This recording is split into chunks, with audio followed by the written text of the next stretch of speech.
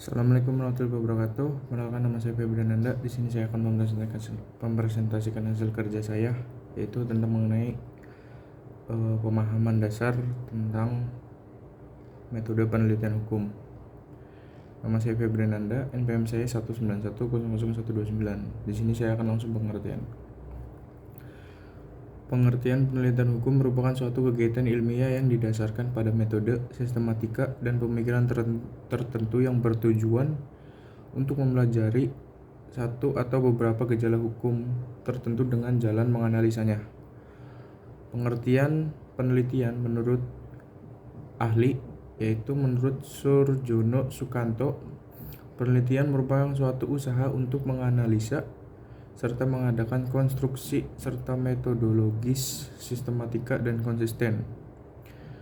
Penelitian ini merupakan sarana yang digunakan untuk memperkuat, membina, serta mengembangkan ilmu pengetahuan. Untuk yang kedua adalah macam-macam metode penelitian. Ada dua macam-macam metode penelitian. Yang pertama ada metode penelitian hukum normatif. Metode penelitian hukum normatif ini juga biasa disebut dengan penelitian hukum doktriner atau juga disebut dengan penelitian perpustakaan. Dinamakan penelitian hukum doktriner sebab penelitian ini hanya ditujukan pada peraturan-peraturan yang tertulis, sehingga penelitian tersebut sangat erat hubungannya pada perpustakaan, dikarenakan hukum normatif ini akan membutuhkan data-data yang bersifat sekunder pada perpustakaan. Lalu yang kedua, metode penelitian hukum normatif empiris. Metode penelitian hukum normatif empiris ini pada dasarnya ialah penggabungan antara pendekatan hukum normatif dengan adanya penambahan dari berbagai unsur-unsur empiris. Metode penelitian hukum normatif empiris dibagi 3 kategori. Yang pertama ada non-judicial case study, ialah pendekatan studi kasus hukum yang tanpa ada konflik sehingga tidak ada akan campur tangan dengan pengadilan. Yang kedua ada judicial case study.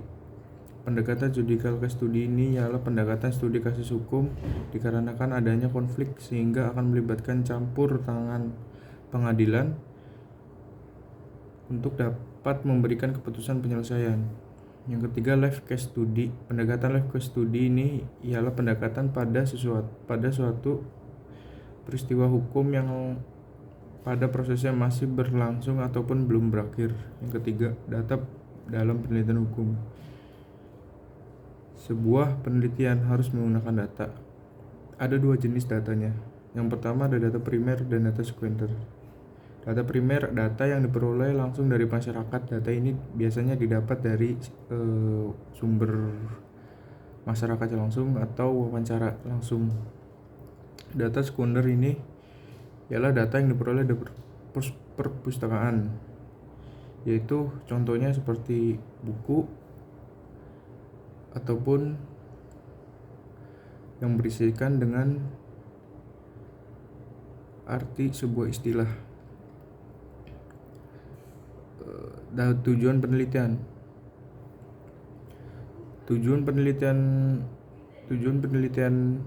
metode penelitian ini adalah untuk mendapatkan pengetahuan tentang gejala hukum sehingga dapat dirumuskan masalah secara tepat. Untuk memperoleh pengetahuan yang lebih mendalam mengenai suatu gejala hukum sehingga dapat dirumuskan hipotesa. Yang ketiga, untuk menggambarkan secara lengkap aspek-aspek hukum dari suatu keadaan perilaku individu dan perilaku kelompok tanpa didahului hipotesa. Sekian dari saya, kurang lebihnya mohon maaf. Assalamualaikum warahmatullahi wabarakatuh.